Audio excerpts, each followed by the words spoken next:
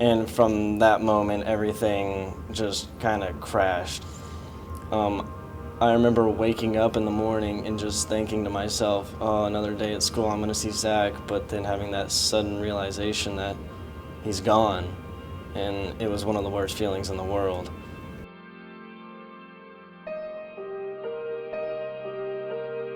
Hey, my name's Andrew Cochran, I'm 16 and I'm a sophomore at Clark.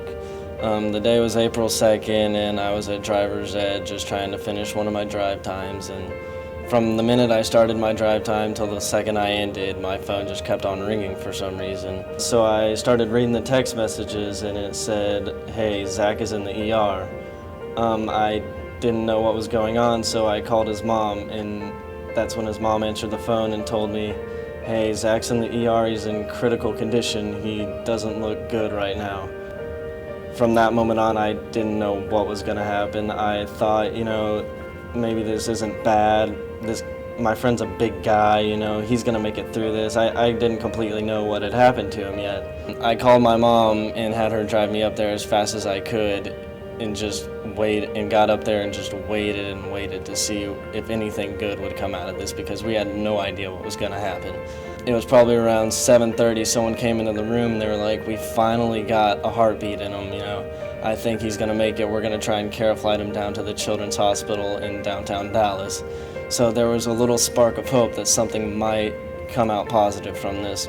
It was just too unreal, too unbelievable, and there was no explanation for why it had happened.